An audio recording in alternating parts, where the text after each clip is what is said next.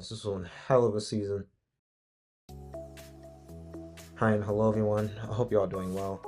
It's time for a review of Michael Jordan's rookie season, 1984-35. Now, by the time, of course, Jordan would get into the league, he already had a lot of things going for him as as far as media attention goes as a prospect. If we rewind time a bit, he did play for his high school basketball, baseball, and football team, but ultimately his passion was basketball all the way. I mean, he got selected for the McDonald's All-American game in 1981. Jordan was, of course, part of the Tar Heels 1982 national championship team, which is where he actually hit a game-winning shot at the in the NCAA championship against Georgetown. I mean, he would also play for the United States Olympic team during his college career, winning them a gold medal. Of course, and after all that, after his time in college, specifically his junior year, he would declare for the 1984 draft, being drafted third overall, along names such as Hakeem Olajuwon, Charles Barkley, John Stockton, and Alvin Johnson, making it one of the best draft classes ever in the NBA. And of course, he got drafted after, Sam Bowie. So yes, Michael Jordan had a lot of things going for him heading into the league.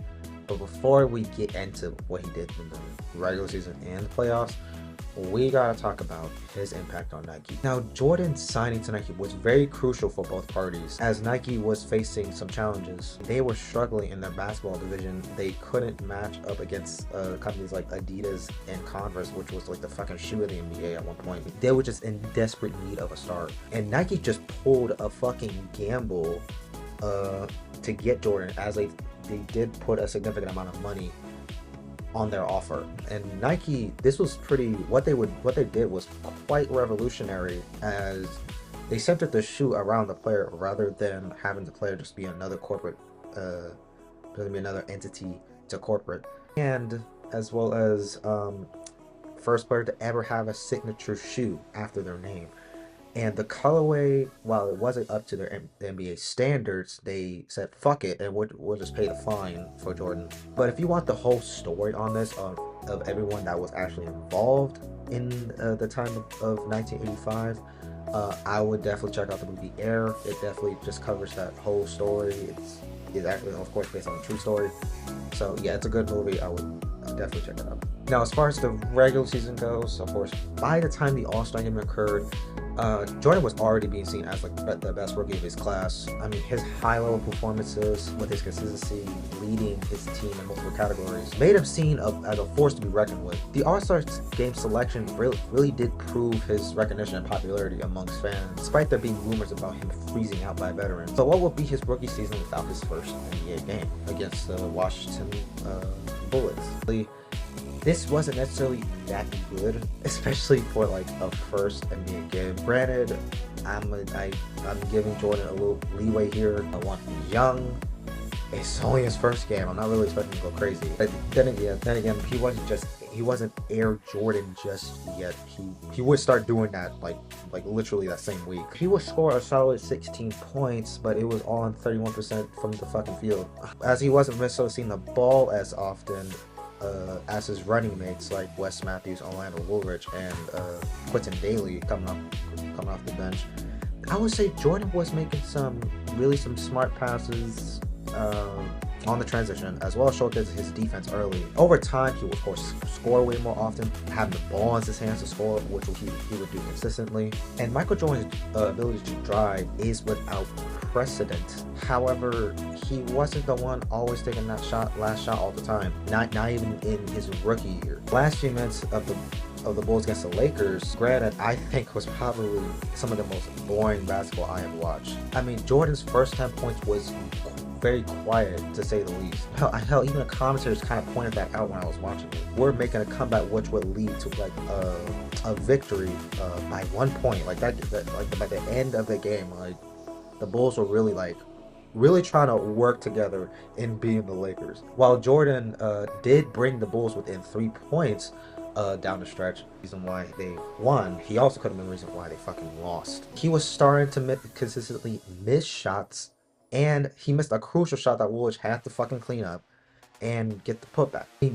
Quentin Daly would hit a clutch shot after playing defense on Magic in the paint, which Magic rushed but effectively missed. The Magic would miss another shot, and Kareem would miss a skyhook, which would have them lose the fucking game. But again, I'm willing to give Jordan some leeway here, as he's again still developing, and the fact that he wasn't necessarily clutch in those big moments just yet. And yet he still played a role in the win. The Bulls will also play against the Pistons on February 12th, 1985. This was a game that was pretty exciting. Honestly, I was very surprised on how great this game was. I mean, this is before the bad boy Pistons even became a thing. I mean, you still had Isaiah Thomas and Bill Laimbeer. It's like over the course of the game, at least in overtime of that game, it's like fouls are just being thrown left and right. Like, that's how intense the game was getting. And as well as multiple players were getting in foul trouble. They literally kind of had to play easy, which of course Isaiah Thomas didn't for the rest of that damn game. While both teams would literally clash from beginning to end in that game. There were points that both teams were shooting baskets. By the fourth quarter, yeah, that foul trouble shit really took effect. I mean, players like Vinnie Johnson, Jordan, Isaiah Thomas, and David Corzine all had 5 fouls at that point. Vinnie Johnson was pretty good off the bench. I mean, especially with Isaiah Thomas feeding him the ball. I mean, Corzine played a vital role in this game as well. Woolrich, again, hit a crucial and one to tie the game. But then he would get blocked afterwards as the Pistons would score on the other end. And while Isaiah Thomas would actually try to get the Pistons to win in the fourth quarter, that last possession, he legit fumbled that damn bag. He did not even attempt to shoot it, as he literally just turned the ball over and the game went to overtime. And while the game went to OT, I think that's where the Bulls just kind of took over, as of course Michael Jordan literally led the charge.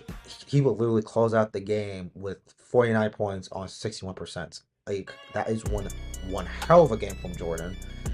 And while Jordan would miss again a crucial shot, Sidney Green would get fouled and make his free throws, and as well as Quentin Daly again be another factor in the Bulls winning as well. But yeah, the Pistons game was very fun to watch. That Bulls versus Pistons game was very fun to watch. Now we finally get to the playoffs, whereas the Bulls go in as the 7th seed, and they go up against the goddamn Milwaukee Bucks. And I can't praise the Bucks enough when I was writing down my notes for this. Honestly, that fucking team is a unit. Literally the second best defense in the league that year. I mean, you had Sidney Moncrief, Paul Presley, Terry Cummings, and Alton Lister, and Craig Hodges. I mean, this was a fucking unit, as well as Craig Hodges being one of those first players, of course around this time alongside someone like Larry Bird, to be known for shooting the three. I mean, even someone like Randy Brewer was a solid role player for the Bucks, and a collective unit was a great defensive team.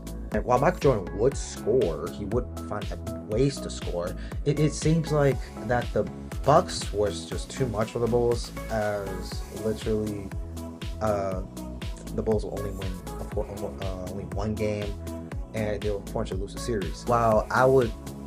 This is where I wouldn't necessarily criticize players for losing the playoffs.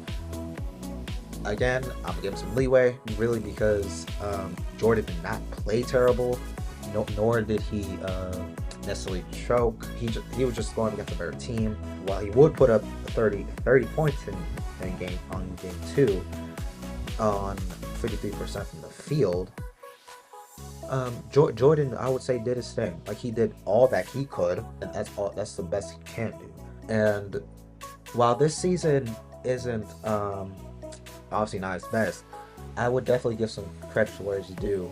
I mean, his team just wasn't good enough to win, really, against a lot of these motherfuckers. But I really don't hear a lot about people don't really bring up this team that he had, specifically with the players that were on it. I mean, I was surprised to see how much Wes Matthews was really scoring. Hell, even Woolrich. Hell, even and also Quentin Daly off the bench.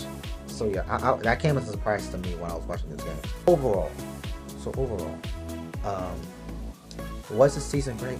Hell, fucking yeah. This was Jordan out of the gates, setting himself up for what he was to come in the future after this season. While Jordan didn't do much in the All-Star game and was unable to go far in the playoffs, I don't think that's to his detriment. I mean, he's young, still developing his game, and went up against a better team against the Bucks. A rookie, this is one hell of a season. I mean, you averaging damn near 30 and already showcasing your defense early in these games as well. It's pretty damn good. I mean, he's able to play both sides of the floor, and he was able to do that pretty effective. Of course, he would win Rookie of the Year and be selected the All NBA second team. I think Jordan's rookie season is some of the best seasons in Jordan's career. Period. Honestly, yeah, that's his season. It was pretty damn great. Yeah, so I'm feeling not a light, but a strong A- to an A on this season. Tell me, what are your thoughts? Do you want me to review another season from Jordan? Do you want me to review a season from another player? Hell, even a playoff series, maybe even a finals of some sorts? Please let me know, and I'm gonna see y'all in the next one.